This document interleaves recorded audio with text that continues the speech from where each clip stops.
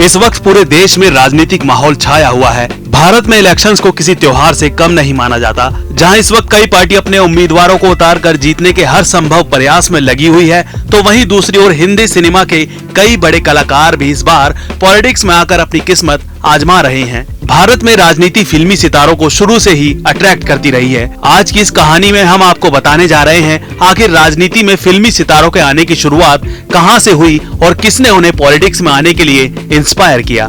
फिल्मी सितारों के पॉलिटिक्स में आने की शुरुआत साउथ सिनेमा से हुई, जिसके बाद ये सिलसिला आज तक चल रहा है। राजनीति में आने के बाद कई सितारों का पॉलिटिकल करियर सफल रहा, तो कुछ ने समय के साथ राजनीति से दूरी बना ली। इस साल के लोकसभा चुनाव से पहले जिन फिल्मी सितारों के नाम इस वक्त काफी चर्चा में हैं, इन्हीं में से एक है एक्टर गोविंदा। गोविंदा साल 2004 में सांसद का चुनाव जीते थे, पर साल 2009 आते आते उन्होंने राजनीति से दूरी बना ली थी। अब एक बार फिर से गोविंदा ने एकनाथ शिंदे की शिवसेना की ओर रुख किया है। इसी को लेकर चुनावी गलियारों में अब ये चर्चा जोरों शोरों से है कि उन्हें मुंबई की किसी लोकसभा सीट से मैदान में उतारा जाएगा। वहीं गोविंदा से पहले भारतीय जनता पार्टी ने हिमाचल प्रदेश के मंडी से एक्ट्रेस कंगना रनौत को चुनाव के मैदान में उतार दिया है। लोकसभा चुनाव के बहाने आइए जान लेते हैं किन किन सितारों ने राजनीति में अपनी किस्मत आजमाई है, कितने रहे सफल और किसने कर ली तौबा। पॉलिटिक्स में फिल्मी सितारों के आने की शुरुआत दक्षिण में तमिल फिल्मों के सुपरस्टार एमजी रामचंद्रन से मानी जाती है।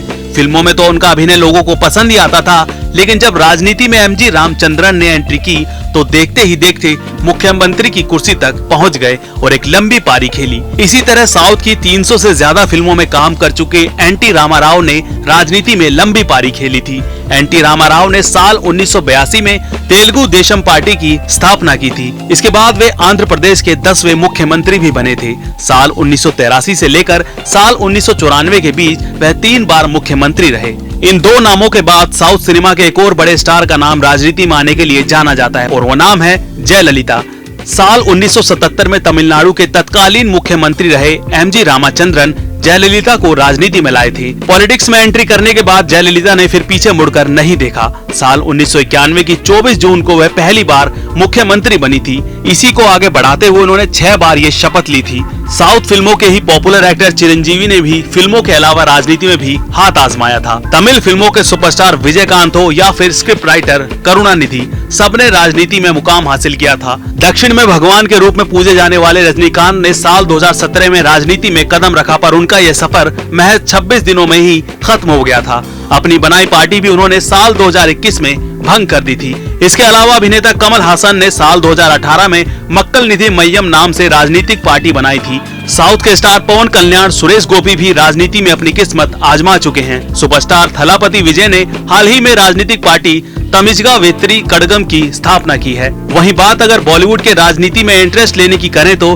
देश के पहले सुपरस्टार राजेश खन्ना से लेकर महानायक कहे जाने वाले अमिताभ बच्चन तक पॉलिटिक्स में अपना हाथ आजमा चुके हैं। राजीव गांधी के कहने पर साल 1984 में अमिताभ बच्चन ने इलाहाबाद से आम चुनाव जीता था, लेकिन फिल्मों में काम करने की व्यस्तता के चलते साल 1987 आते आते अमिताभ बच्चन ने राजनीति से संन्यास लेना बेहतर समझा था। इसके बाद राजनीति में फिल्मी कलाकारों के आने की इस परंपरा को अमिताभ बच्चन की पत्नी जया बच्चन ने आगे बढ़ाया। जया बच्चन साल 2004 से ही लगातार राज्यसभा सांसद और सपा की नेता हैं। हिंदी सिनेमा के पहले सुपरस्टार कहे जाने वाले अभिनेता राजेश खन्ना भी राजनीतिक अखाड़े में हाथ आजमा चुके थे।